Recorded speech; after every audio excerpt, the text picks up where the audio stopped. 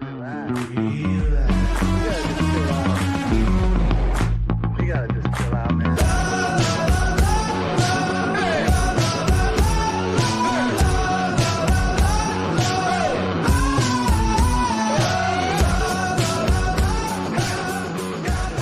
Pittsburgh Steeler fans, welcome back to another episode of the Scho Bro Show. This is Steel Curtain Network editor Dave Schofield coming at you Tuesday night, just after 9 p.m. Where else is a Steelers fan would you rather be?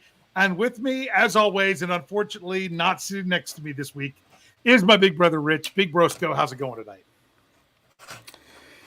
We're Schos, we're bros, we're slow.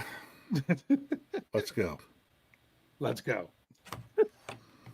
Yeah, let's go. I just realized I'm like, oh, my computer's about to die and I didn't plug it in. So if you see my head ducking off to the side, that's why. But hey, if I don't have things plugged in and running on full cylinders, guess what? I'd fit right in with the Pittsburgh. Just glad you had your hat on. Yeah, but I mean, I'm just glad you had your hat on. It's not pretty. It's not. Yes, don't need to be seeing that big old skin yarmulke going on there. Yep. So, hey, but I got the long sleeves on because, man, unseasonably cool. I couldn't believe it. It was like 6 o'clock in the evening and it was under 70 degrees in August. I mean, it's so cool that my kids were supposed to have an outing tomorrow that was like slip and slides, water stuff. They canceled it because of the temperatures in August. But makes me feel like it's time for football, time for regular season football.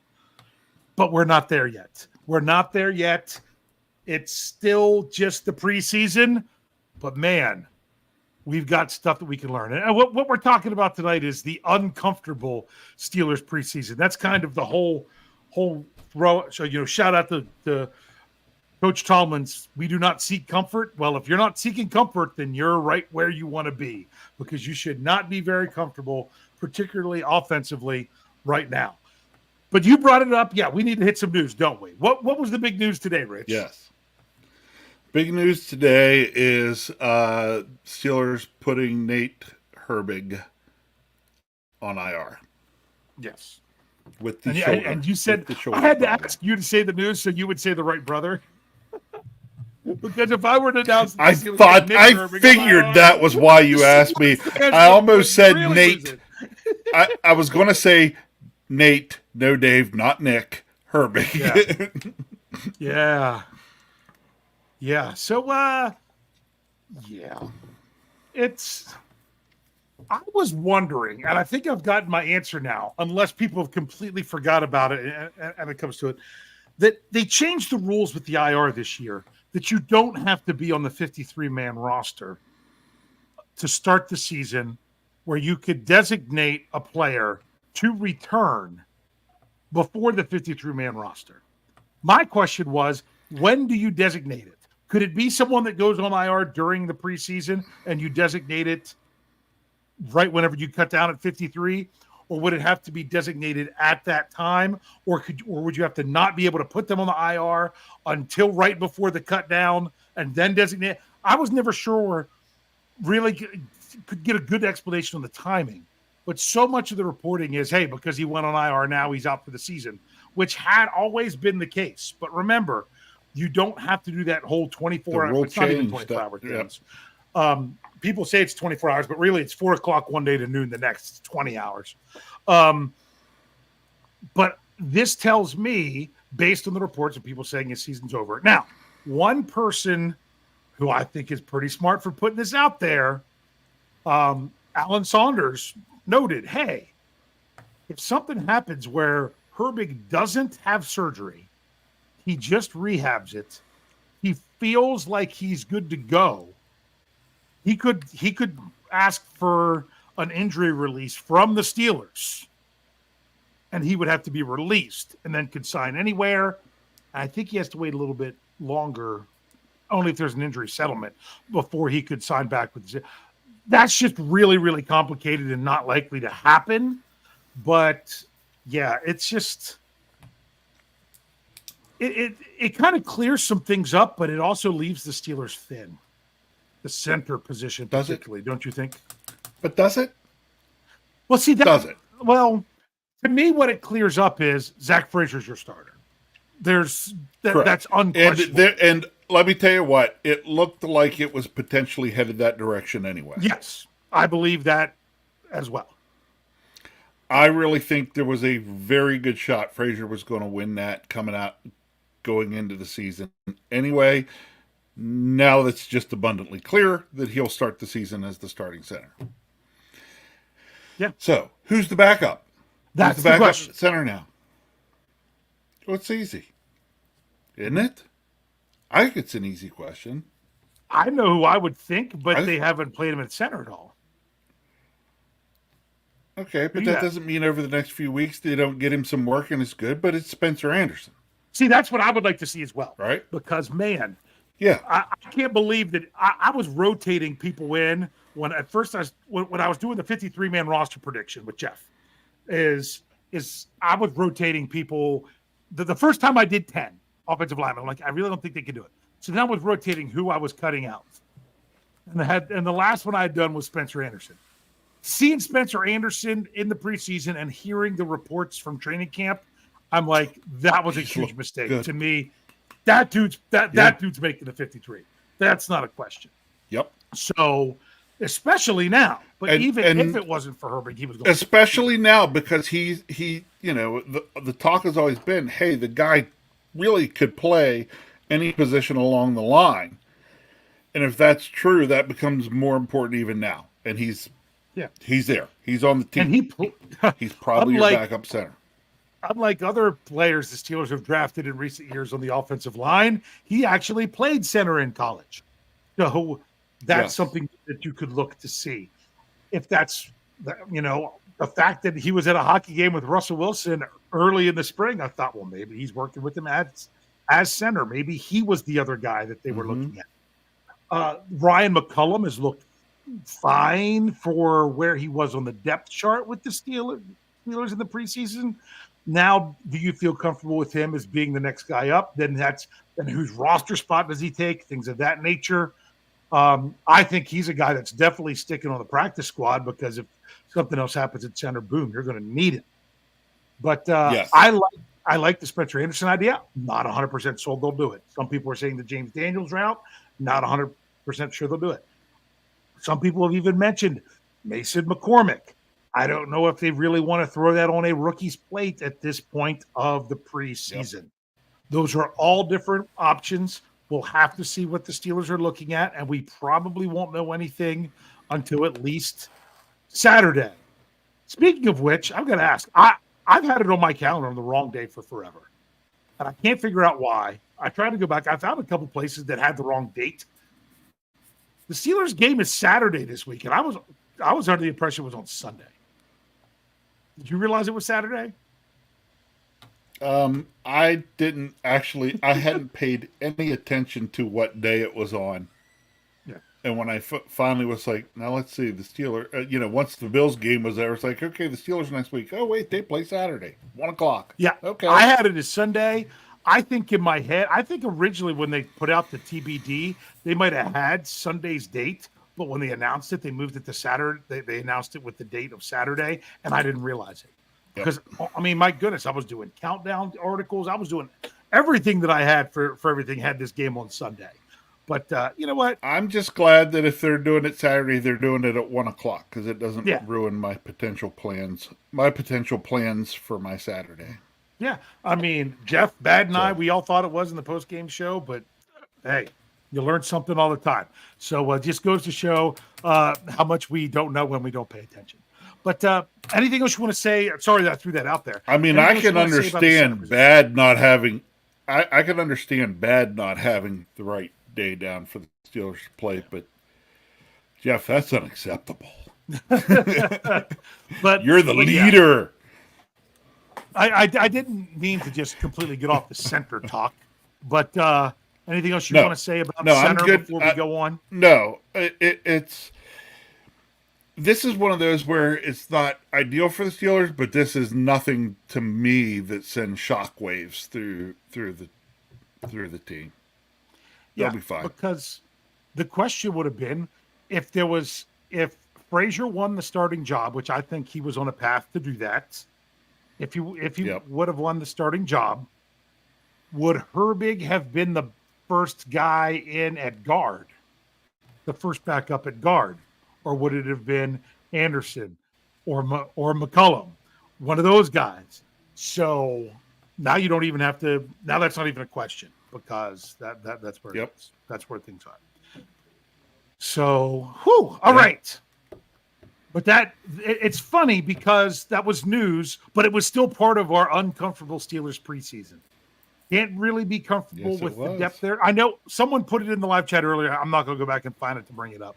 There's someone asked about Mason Cole. I did see something on social media that showed a current picture of him, and he looked like Marquise Pouncey, meaning he went the former NFL lineman route, and he looks like he could –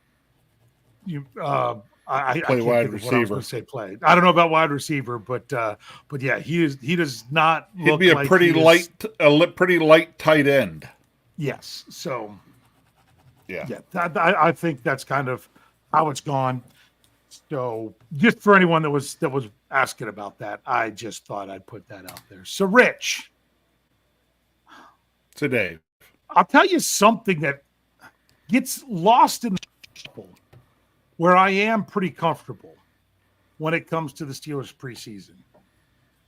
Do you realize the Steelers defense is only giving up an average of 14.5 points a game? Yep. And that's playing second, third, and fourth stringers a good portion of the time. Yeah. That's without T.J. Watt having seen the field. Yes. That's without Cam Hayward. Fitzpatrick having seen the field. Well, actually, or Minka Cam Hayward having seen the field. Minka played a few snaps on really? Because I thought I saw somebody. Well, then blame somebody on our site because somebody reported he didn't play. No, he played 10 snaps on defense. Did he? Because I remember that from me doing the my opinion of their opinion, talking about the PFF scores for Minka. Yeah, he played briefly, but just a little bit. But that was it. 10 snaps. You know, he did play more than Landon Roberts. Actually, even played more than Miles Killebrew. When you look at the snaps, he played more than Jeremiah Moon. So looking at these things, but yeah, so he did. Just maybe he didn't stand out in a big way. Okay, but really, you just drew a point there as well. Is that the Steelers are doing this, and their first stringers aren't playing much, if any. And their second string is kind of playing very briefly as well at a lot of positions. Yeah. So, and they're still defensively playing strong. So yeah, I mean the Steelers have surrendered. So that is I draw comfort in the defense. Yeah. I think we all know what we're going to spend our show talking about then, don't we? Yeah. I mean they've given up. You know what else I draw comfort in? You know what's that? You know what? Can I go ahead and let you know what else I draw comfort in right now? Boy. Okay, I'll go back to the defense. Go ahead. Okay. Well, you could kind of play this in there. Was it nice to see some long, consistent punting? Yeah, it was. But there was times it was basically out kicking the coverage. His last punt that wasn't nearly as long was actually almost netted more because they were right there for the coverage. So it's going to be a balance. But it's good to see that there's the potential that he can, right? To just be like, boom it. Oh, you know, it was nice to see a 65-yarder not have it followed up with a 30-yarder, you know? Yeah. Yes. That's honestly, I don't have to see a 60-yard punt every time, especially if they're going to have a 13 or 15-yard return. But it's not having the punts in the 30s unless you are punting it inside the 10-yard line. See, I'm okay with the 65-yard punt with a 15-yard return because you're netting 50. Yeah. And if you're netting 50, I'd take that all day. And I'm also fine with a 48-yard punt with no return, you know? Those are to me, those are close enough. Correct. Yeah. So those are those. I mean, it's still an evolving process, and the question is, did they say, "Hey, kick it deeper. You're fine if we're not down to cover it. We want to make sure they're not going to fair catch it, so we can see what our coverage guys can do." They decided to say that. I don't know, but because you got to remember too, they might have. This week he didn't have any fair caught. Yeah. That would make a lot of sense too, because as the team, they're really needing to see some of those coverage guys too, because some of those guys are going to they're fighting for the back end of the roster spots. Yeah. So you are exactly right. That's what they're looking to do. So you've got to see the guys that can do that, and that's why, because Jeff and I did another 53-man roster prediction that was on SteelCurtainNetwork.com yesterday. That's the trickiest part, is those moving things around. I'm actually working on an article for the website to say, hey, is this the year that the Steelers go back to how they used to do things and they don't need to keep a seventh defensive lineman?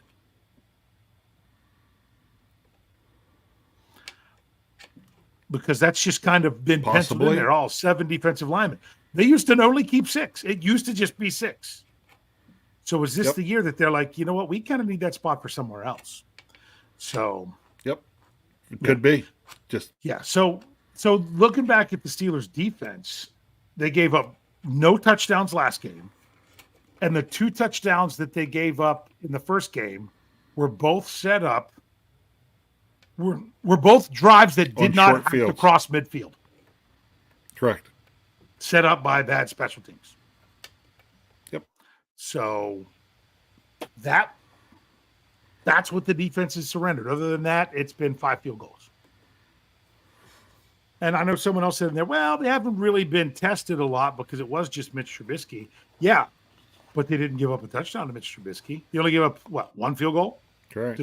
Was Trubisky still in the game when they got that field goal? I'm trying to remember. I'm not even sure he was still there. It was in the first half that they had. Yeah, but it was further into the second quarter, I don't remember if he was still in there. Yeah, I'm trying to figure it out. Well, I'm looking for the list of plays here. But I got to go all the way back to the second quarter and see while you're looking, I'll bring up, because I like what Sherry Richards said. Say, yeah, it was Trubisky. Go ahead. Okay, Sherry Richards says, "Hey, Mark Robinson may have saved his job. He's definitely made it interesting. He was a guy I was thinking, that's it, Mark Robinson, he's done. Now I'm not so sure. Now he's really, fighting hard to stick around." I put him back on my 53. I had him all off season. I'm like, nope, they need to be better than him. But he was right. He was the guy that was draped on the tight end where Trubisky tried to force it in and high and went right to Killebrew. He was the guy defending that. Yeah. Now, if you look at the PFF scores, Mark Robinson had a very low score because he wasn't defending the run as well as he typically was. But look, in the second half, the Steelers were struggling to defend the run when that's all Buffalo was doing. They only dropped back 4 times, got sacked once, and was 2 for 3 for 12 yards. That was the second half passing game in that game. So that was pretty interesting. But we're talking about stuff that's comfortable. What we really want to talk is what we're really uncomfortable about. And you know what? We're going to go ahead and take our break so that we can come back and really, really dive into the uncomfort. Talk about how maybe we could get comfortable again going into this next game. And then, of course, we'll finish up with our big questions. So if you're with us here, Facebook, YouTube, X, we're not going anywhere. If you're with us here on the audio, stick around. We will be right back after this break. Relax, don't worry, no rush, just a hurry. Relax, don't worry, don't worry. Relax, don't worry, no rush, just a hurry. Relax, don't worry, don't worry. Relax. So, Rich, are you ready to relax and don't worry, like the music said? That's not No, the way I'm Steelers uncomfortable. Nation's going right now. I am uncomfortable. Yes. And actually, that's putting it mildly. Yeah. Yeah. Really, Because I'm guess what? I am I'm seeking flipping comfort worried. and I'm not finding it. I am flipping worried right now. Yeah. I'm still trying to say trust the process, trust the process, trust the process. But let me tell you what, I'm not going to trust it for very long once the regular season gets here. I agree. Just not. I agree. And I'm not going to sit back here and tell people why they should be all right with everything. I'm not. Offensively. No, because I'm not all right with everything. I'm going to say, if you're having a problem with the Steelers' defense, then I think you're not looking at it the way you should. And of course, what is the focus of most NFL fans? It is about offense. That's today's NFL. It's about the offense. And the Steelers, I can't remember I think it might have been Afton earlier said, here it is. I found it. Afton says, I'm lamenting the return of ugly football. The Steelers for the last few years have been winning ugly when they win.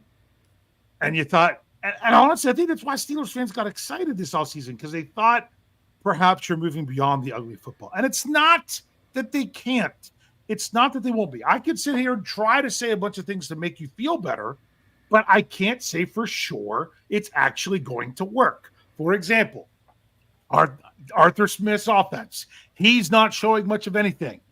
Coach KT Smith keeps saying about how there was all this pre-snap movement at training camp, but they've hardly done pre-snap movement in the preseason games. You saw more offense of the Steelers of what they might be doing at training camp if you went and attended there than you have in the 2 preseason games. It's just how it is. They're not putting it out there. So perhaps you could take some hope of that. But I'm not telling you that you need to have hope. I'm just saying if you want it, there are some places you could look for. The whole, last year they were so good in the preseason and all on offense, and then they were terrible during the regular season. I'm just hoping it's the opposite of that. I am not trying to buying that either, because that is not really how it works. That's not really how it works. But just remember, I had to go back and check how many Super Bowl winning teams didn't win any preseason games. I'll be honest with you, a lot of them don't have winning records in the preseason.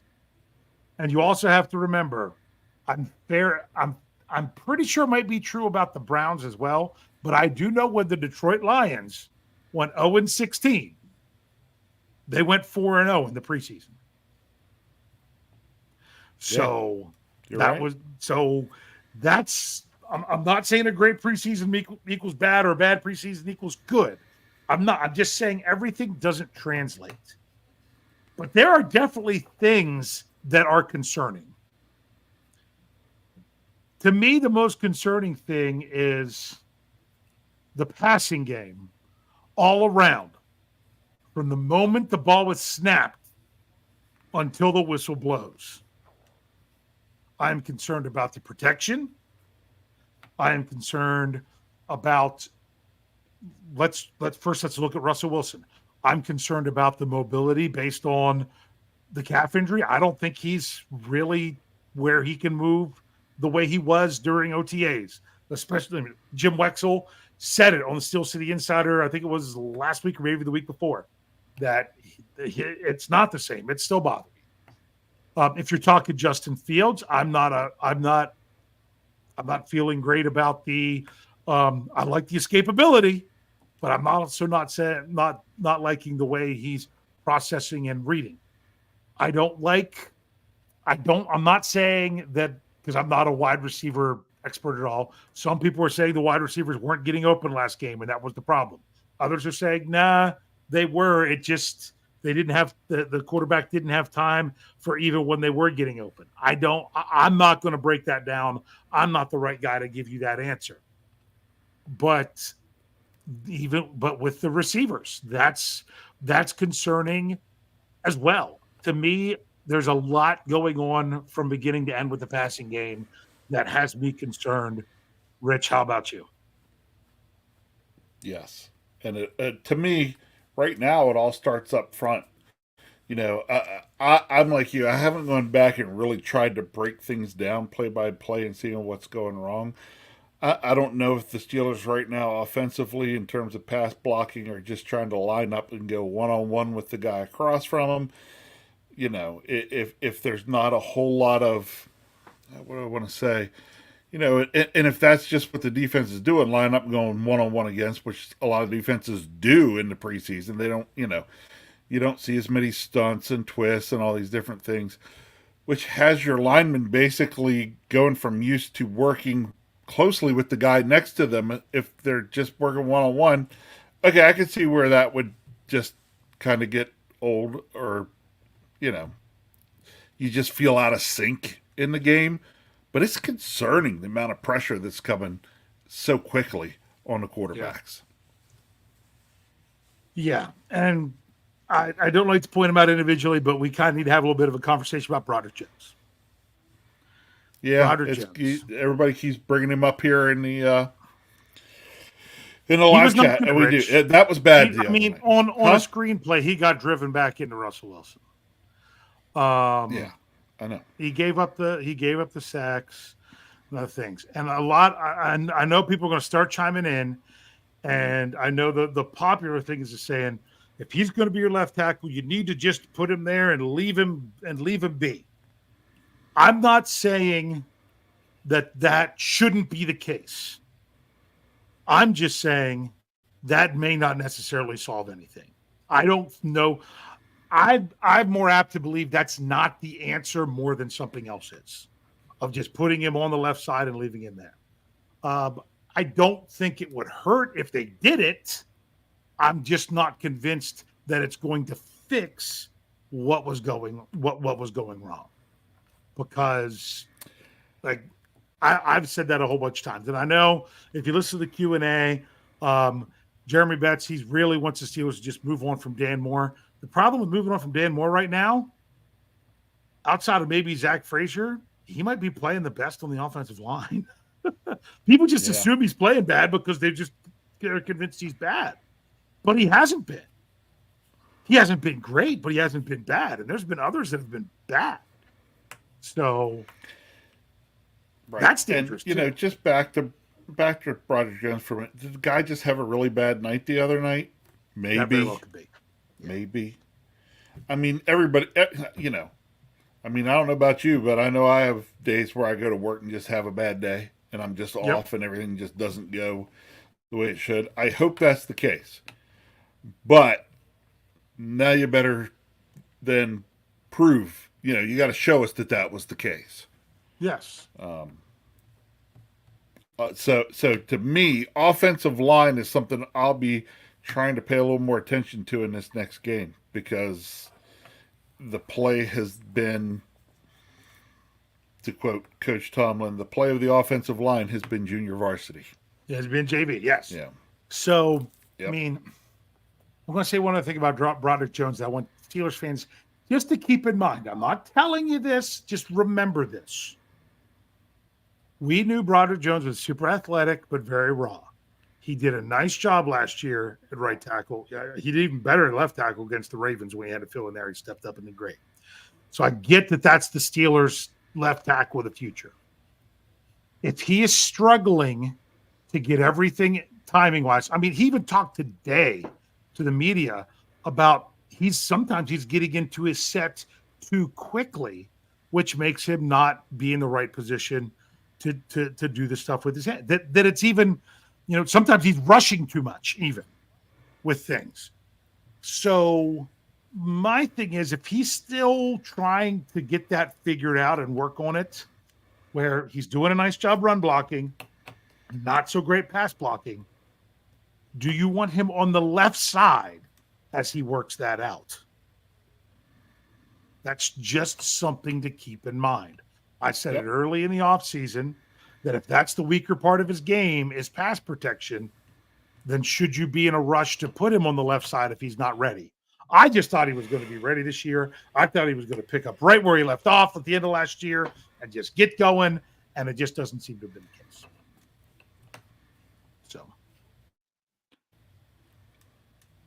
We'll see. yeah.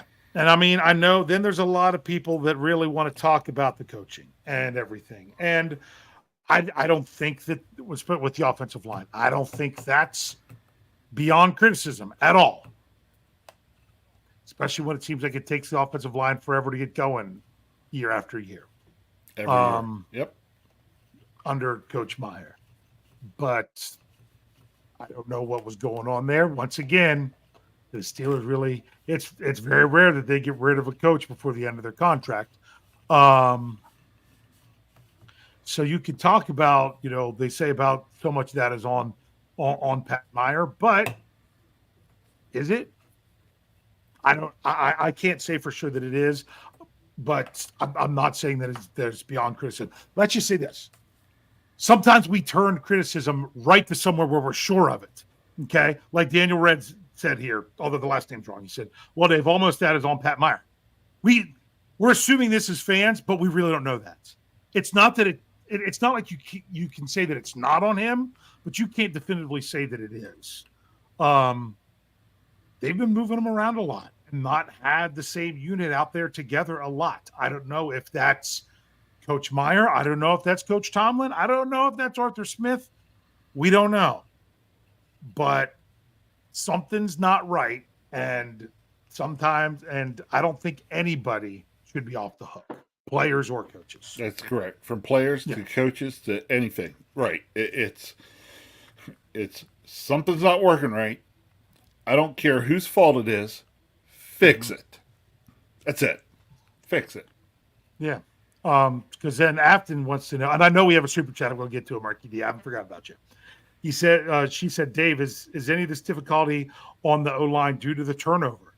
I mean, they do have a lot of young guys, which means there's growing pains. But I mean, my goodness, the most veteran guy they have on the line, not veteran with the Steelers, but veteran in the NFL, is Isaac Seumalo, and he was not good on Saturday. He was not. So I'm going to bring up something else. But before I do, okay, and I'm just going to say Verge. Keeps throwing the name out there. And I'm going to say, this is still fool's talk. It really is. This is fans that don't understand things grabbing onto the past and thinking that's the only way to do stuff. The only chance to fix it is not Mike Munchak. That's not the only chance to fix it. If Mike Munchak wanted to come back to the Steelers and the Steelers wanted Mike Munchak back, it would have happened. It didn't. We need to stop living in the past and we need to keep moving forward. Just because the Steelers had 2 All-Pros that Munchak inherited doesn't mean he is the only thing that can ever happen. He was a fantastic coach when he was here. Absolutely. Could he do the same thing with this offensive line? I don't know. I don't know that he could. I don't know. So to think that's the only thing it's going to be and to keep throwing that name out there, it's just kind of crazy. So, all right. I was going to say something else, but I had Give me a dingo dollar. That dingo, that's what it was. Thank you. Give me the dingo dollar. Okay. Steelers Nation, Australia. It's funny because we always think the answer is something in the past, and sometimes we just have to do with what we have to do with. There we go. Because the dingo dollar, $5 in tip jar. Thank you, Marky D. He said, the season's over. It's time to watch reruns of Seinfeld. I prefer the Big Bang Theory, but, although I do love some good Seinfeld. Because so soon for you. Who was on there? Might have been George or somebody on there that was like, not that there's anything wrong with that. Because that was the first thing I thought. Not that there's anything wrong with that. Yeah. Yes. So. Absolutely. So, yeah. So, I'm sorry I kind of went off the whole Mike Munchak thing. It's not happening this year. We could talk about it all we want and dream about it. It didn't happen. And to say that that's the fix isn't realistic. Look, That's my biggest. there's thousands and thousands of ways that this could be fixed, right? Yes. Some of them involve just doing the work within, as air quotes, inside the building Yeah. with what's there. Okay. Yes. Could other fix involve making changes? Yes. There are thousands of ways this could be fixed. The question is the steel, but we don't have time to try thousands of them. We only have time to work on a couple of them, if that. So, I really have a feeling it's going to be, they're going to look at what's wrong, reevaluate, and try to get everything fixed from within, everything from the coaching to the players to the, it's just, as a group, figure it out and get it right. And it could be. I mean, honestly, if there's anything that could be fixed quickly, I think offensive line play is something that could really come around quickly. I think that's the easiest thing to get right first. I think you're right. Yes. It's like, believe it or not, even with what we're seeing, right, and what's not looking good, might be so close. And it's not going to take much to tip it to where it goes from not looking good to being like, we're fine. Yeah. It's, it also could be that we just can't get that, even if it's to where it just needs a little bit, you might not be able to get there and it just stays looking ugly for a while. And that's what I hope is not the case. I just hope that the folks involved understand where the issues are and are working hard to try to fix them. And I assume they are. Yes. Now, I'm going to say something. This is another one. If you're someone who's looking for comfort, you're seeking the comfort, you don't have it, I'm going to throw something else out there. And maybe the Steelers were seeking a little bit too much comfort. Because you know what? All the reports were, man, did the Steelers dominate the joint practice. On Thursday, the Steelers, they won. The offense won 7 shots against the Bills' defense. The defense won 7 shots against the Bills' offense with Josh Allen's. I don't know. It's Chase Daniel. What's his name? Josh Allen. There. Because, you didn't see him in the game. So, and they didn't have TJ Watt in the joint session, in the joint practice either. So, the 2-minute drill, the Steelers won that. The 11-on-11 stuff, all the reports were the Steelers doing that. Did they get a little comfortable by having such a good practice against their opponent that they just came out and did not have a good game after that? It's possible. It's possible. Yeah, it could be. So if there's one thing you want to take away from stuff is, hey, the Steelers did really great on Thursday. But what's the problem with that, Rich? Talking about practice. We're talking about practice. We're talking about practice. We're talking about practice. Not a game. We talking about practice. Practice, okay? So, wow, they had a really nice practice against the Buffalo Bills.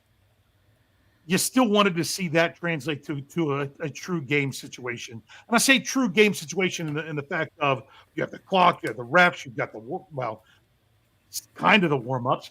That's crowd. another. Both teams were kind of off a little bit. I mean, no one scored a touchdown.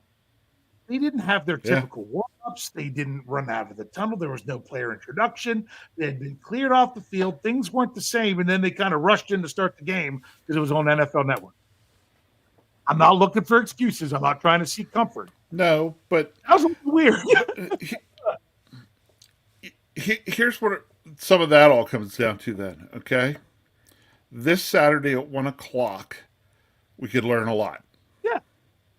All it takes is seeing this next game, how how the team responds, how they execute, those types of things.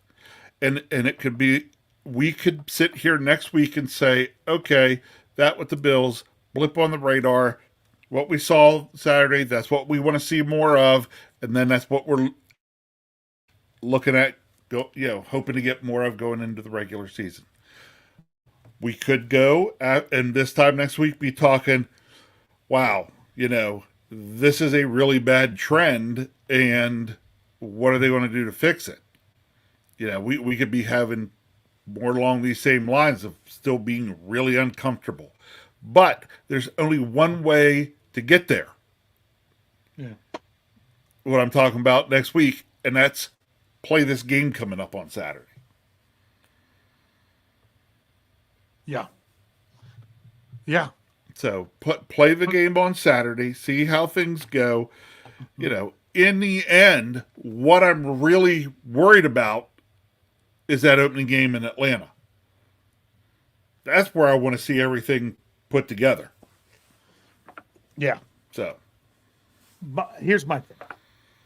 Here's my question. I was going to ask this question whenever we kind of transition to really focus on this coming week, which is what we're needing to do now here for a couple minutes. It's not like you talk about the upcoming opponent in the preseason. I even forget.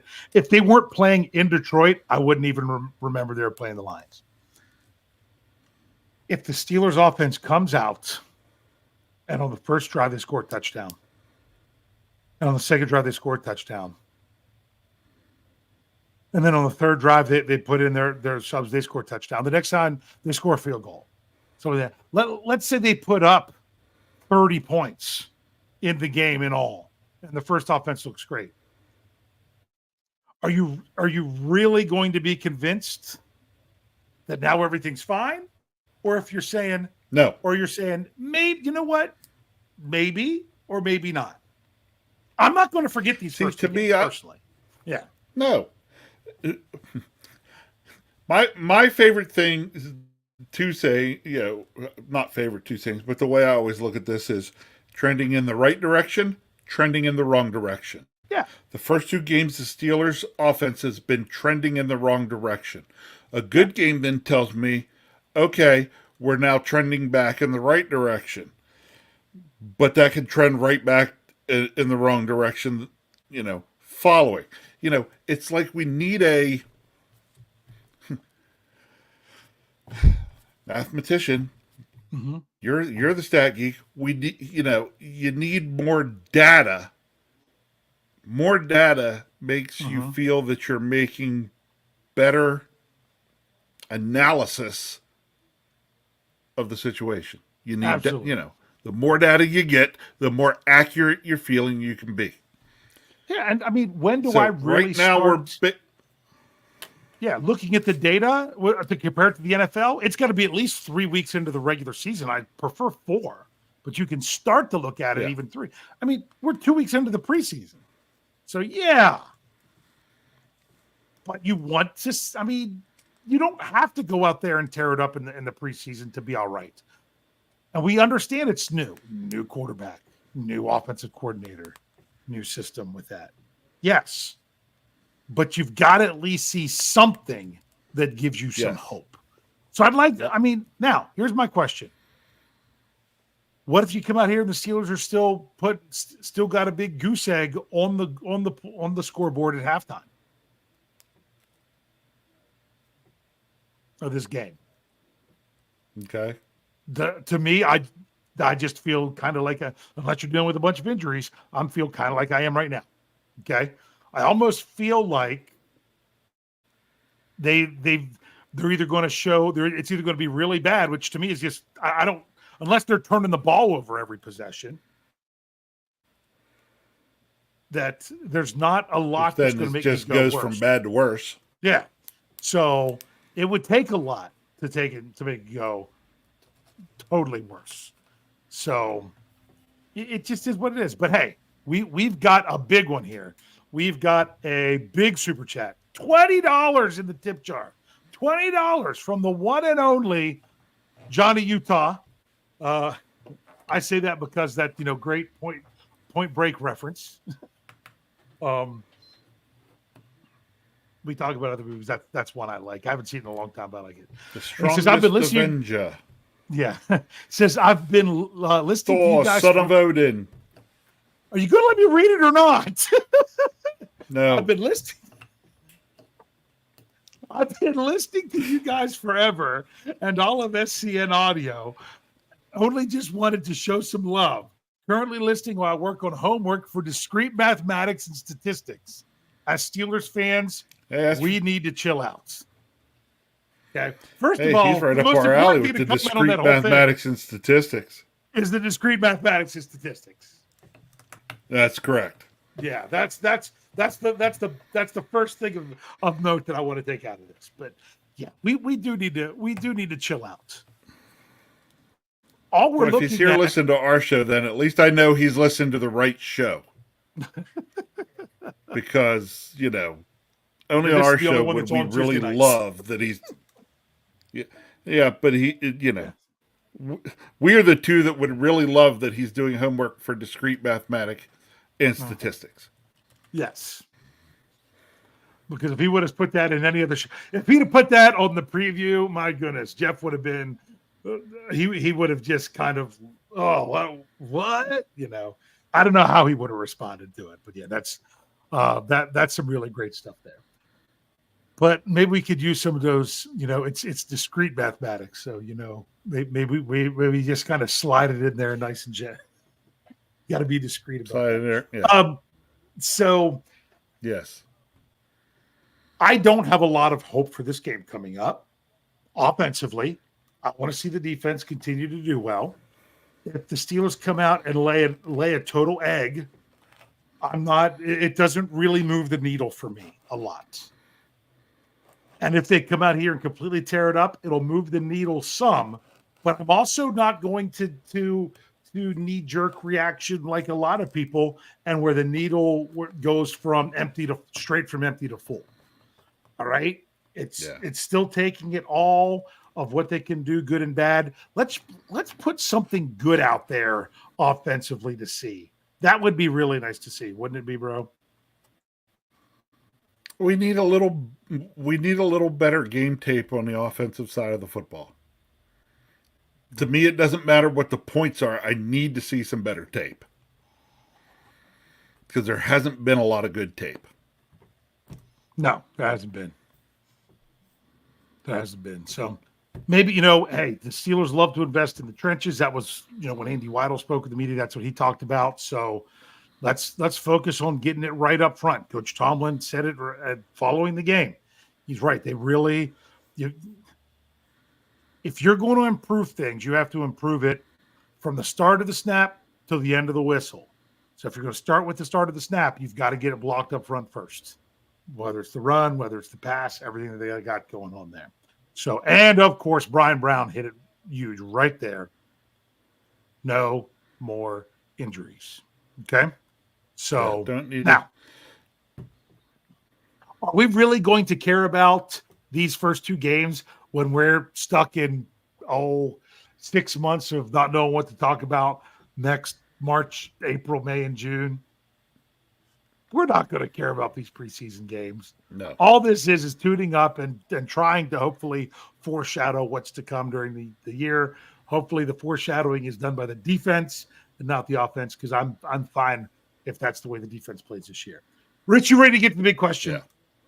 All right. Give me your thoughts. Big question away. For the Steelers' final preseason game, what do you have for your score prediction? Now, remember, everybody, don't put your score in the live chat yet, because wait till I put it out there, and then I'll bring everybody's up to read. All right. Here is my score for the Steelers' final preseason game. Detroit Lions 7, Pittsburgh Steelers 5. So they'll get a field goal, and the defense will come through with the safety. Yes. I was expecting 7-6 is what you're going to say. But Nope. 5. You're going with 5. Defense Okay. comes through and scores some points. Almost outscores the offense. There you go. So we'll see how that goes. That's a pretty good one. For me, I have to give mine Thursday on the last week I was going to pick the Steelers to lose until that practice that day. Then I got all hyped up with hearing all the great reports from the Steelers joint practice last Thursday, and that just kind of got me amped up that we were going to see great things in the next preseason game, and then I was just let down a little bit more. So there we go. I just put it out there to where it's in the live chat for people to put their scores in there, and we will bring them up and read them to finish out the show here. Okay. Steel Dog 88 jumps in first. He's got a 6. Oh, wait, that was no, he was not first. He was first. Yeah, there you go. Steel Dog 88 was first. There you go. I said Steel Dog 88. The problem was when I clicked on it, it jumped ahead. You didn't click on it. We'll get to it. Yep. Steel Dog 88 was first with a 6-6 tie. That's very interesting. Watch, it's because the Steelers scored a touchdown as time expired and then missed the extra point. Remember, there's no overtime in the preseason, so that's a good thing. Okay. Humberto, bring that one back up. He says Steelers 45, Lions 3. That's having optimism to turn it around. That's great. Okay, George T doubled down on your safety and said he's going 2. He's got Detroit 11-4. That sounds like more like the Tigers versus the Pirates than does the Steelers versus the Lions. Yes, it does. Afton has 12-3 Detroit. I'm assuming that was it's to say Detroit. She fixed it later. I was going to say, I thought maybe she was making a joke, and if she did, I didn't do it right. So thank you. Okay, Brian Brown has Lions 3, Steelers 2. Kathy Ford has 21-9. If you don't put a team, that means you're saying Steelers. Let's see. Johnny Utah, because he's here in the live chat, gets to jump in. Says 21-17 Steelers, and Russ looks good. Okay. Gavin Anthony says Youngstown / Pittsburgh 16, Detroit / Grand Rapids 13. Gotta love these little throwback things you got going there. James, yes, I've really liked this. Fecho? Yeah, James Fecho. I think I got that right. I hope.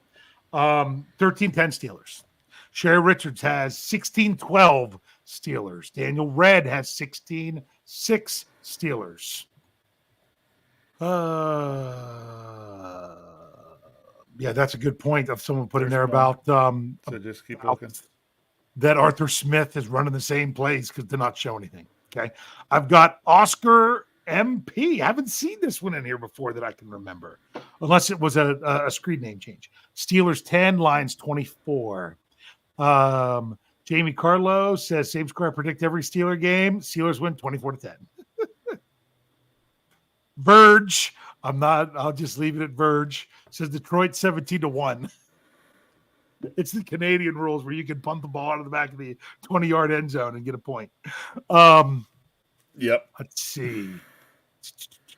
Here we go. John Walter has Steelers 13, Lions 20. Honestly, I'd be surprised if the Steelers gave up another. No, they could, depending on how much they play their starters. I did a breakdown on Monday at steelcurrentnetwork.com of trying to say, hey, this is how much the starting units played last year, if you wanted to know. And I went by the snaps. Like TJ Watt, he played the first series. It was 3 snaps. And in 3 snaps, he had a sack. If you remember that last year. Yeah, I do remember that. So I broke that down a little bit there to I have a feeling we are going to see the ones, just not very long. I think the Steelers should be willing to go more with the offense if they need to. I think the defense, you can have a fixed plan going into it and stick with it because we've seen what we need to. Here we go. Humberto says Steelers 3, Lions 20. Oh, wait. Sorry. He specified that wasn't a dash. That was -3. There we go. AFL 67 says Steelers 10, Lions 13. Let's see. Yes. Hey, people are down and frustrated. I think that's the last one. With things. So I think that's all we got right now. Another one. Keep up. I got 2 more popped up. Get that one. Brian Haynes coming in on Facebook, not with the Captain Underpants on the YouTube side, said Steelers 13-5. So they give up a safety. What we have going there. So all kinds of all I kinds got of that safety thing popular. Yep. So sorry, Jamie, we had yours before. Did we? Okay. Yeah, we did. Just so everybody, All right. Make sure you're Okay. checking out our podcast. There might be something going on with the Steel City Insider. It might not run at its normal time if it runs because of something going on with Jeremy Ritz that could keep them from getting their episode. If not, we'll see what we can do there. Other than that, you should have your regular lineup coming from us with a game on Saturday. I got to remind myself, Saturday, including a post-game show. I know I'll be there. Jeff said he'll be there. Brian has to adjust to it being a different day. We'll see if he'll be there or not. I'll be back for Pittsburgh Standard Time with Greg Benovit Thursday morning. And then I'll also be back here live on YouTube, Facebook, and X with Jeff and Brian for the Steelers preview on Thursday evening. I'm scheduled to be here. I do have to admit that it's my youngest son's birthday, but it looks like if I should still be able to do the show. And make sure you're checking out steelcurtnetwork.com. We're continuing to drop all kinds of content, and there are lots of great stuff from people like Tony Defio, KT Smith, myself, Jeff Hartman, a number of other writers that's bringing you all as much content as we can here through the preseason. And Rich, you'll be back doing the knee-jerk reaction this week on Saturday, right? Yes, I will. Yep. Okay. So, Hey, okay, what was that? You know, Steel Dog 88 said he'll be at Knoebels on Saturday, and that's a very, minus it being Kennywood, that would be a very Pittsburghy thing to be doing. Very hit one of the Pittsburghy amusement thing to parks, do. So, all right. So, Rich, what do you have to say to close us out here tonight? Look, I'm going to kind of close this out by kind of tying things up for myself for this show. Right now, I would say this. Right now, it is okay to be uncomfortable. But I think what we were trying to make the point of in this show, it's okay to be uncomfortable. It's not time to abandon ship. Yes. Okay? We shouldn't be comfortable with what we've seen, especially offensively from the Steelers. But it's not time to abandon all hope. As I said, we're trending the wrong direction and just need to get things back to trending the correct direction. If that happens, the Steelers will be fine. Okay? And as I keep saying, the first step to that happens this Saturday at 1 p.m. We got the 1 p.m. part right. We're just on the wrong day. It won't be long till the Steelers are back to playing football when God intended. That's right. It's coming. But we're getting close to that with Saturday at 1 p.m. We'll be there Saturday, 1 p.m., trying to see, can the Steelers kind of get things trending the correct direction? Because, you're looking at 2 weeks and a day then, and it's opening up, and everything counts. Can't wait. Relax.